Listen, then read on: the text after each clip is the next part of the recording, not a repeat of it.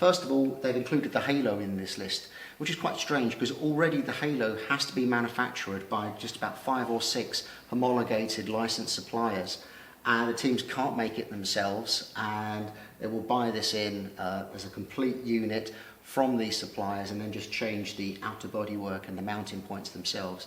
So that really won't change very much. The next thing is some crash structures. Now these crash structures they're talking about now for the spec parts will be the side impact structures coming out the top of the side pod and at the floor, and also the rear crash structure which you see with the tail light flashing at the back of the car. Now already the side impact structures are actually made to a standard. A few years back the FIA said, we're going to standardise side impact structures, which makes life much easier for the teams in terms of reducing the amount of crash testing that they have to do.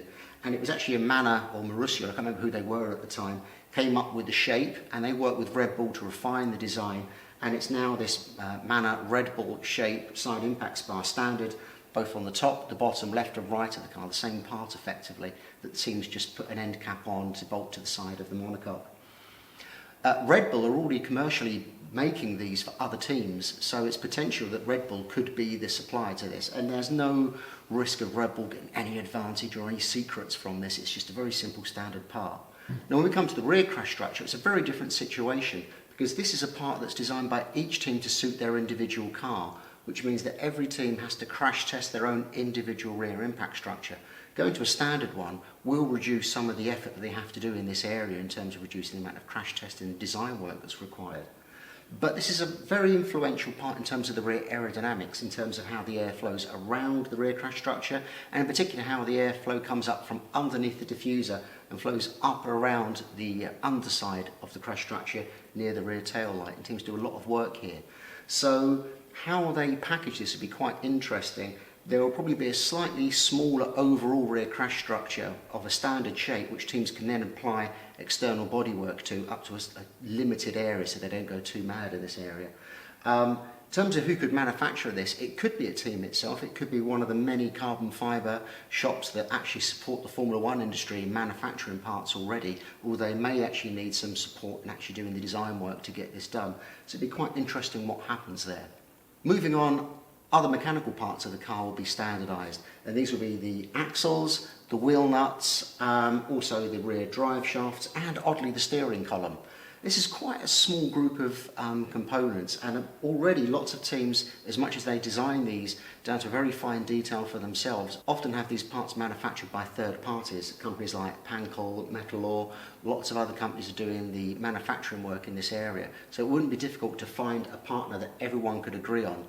The impact for the teams, that'd be quite interesting. So like the wheel nut and the front axle design will affect pit stops. So effectively pit stops will be much less about the technology and much more about the humans interacting with the cars.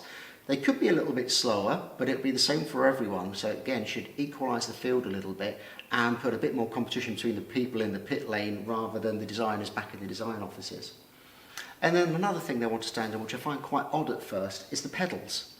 Now, the car only has 2 pedals, one accelerator and one brake. The accelerator pedal, the throttle pedal, just has some sensors built into it, and in comparison to the brake pedal is a fairly straightforward piece of engineering.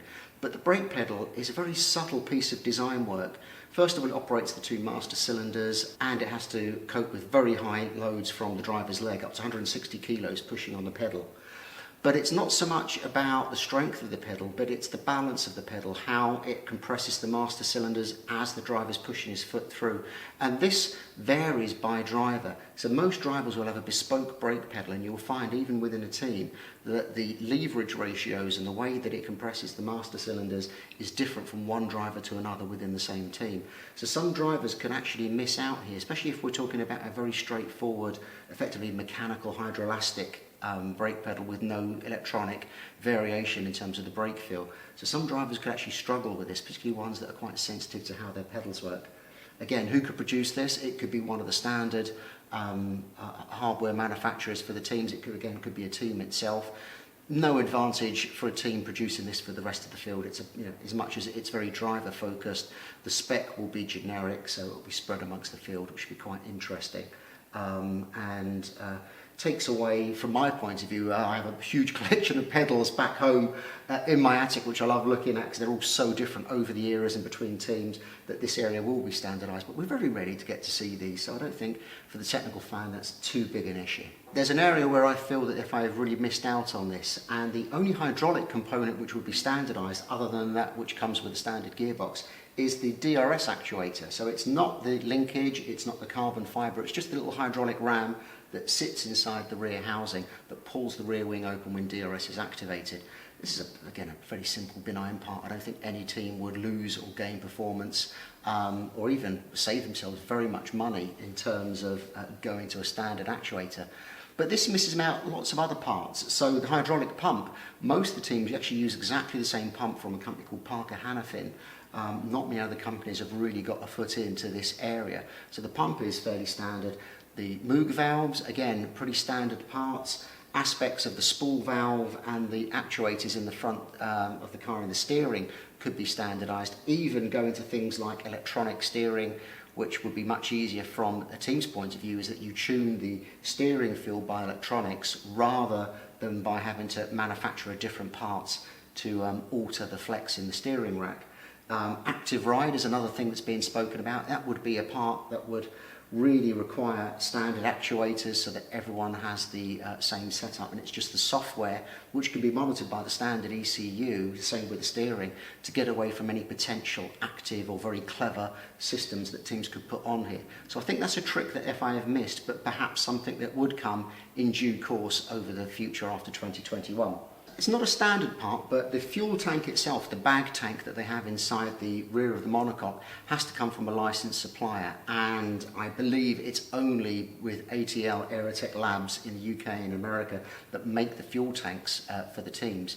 But the parts inside, the fuel pumps and the collector tank, are designed by the teams. They buy the collector pumps from probably only 2 or 3 suppliers, Magneti Marelli being one of the key ones. And this will all be standardised in terms of the pump which collects the fuel from the bottom of the tank, holds it ready to go at high pressure up to the engine. So this makes sense. Again, I don't think anyone would win or lose, and it's a nice straightforward contract for someone that's already involved in Formula One. Then lastly, the jacks and the wheel guns. Every team spends a huge amount of development on jacks. It's not necessary, it doesn't add to the show, and it would be a nice thing that would be taken out. Equally, the wheel guns, very powerful, but virtually every team buy them from Paoli already, so why not just give the contract to them? Teams can't tinker with them, and it's, again, a very straightforward way of cutting cost and complexity out of sport where it's not necessary for the show.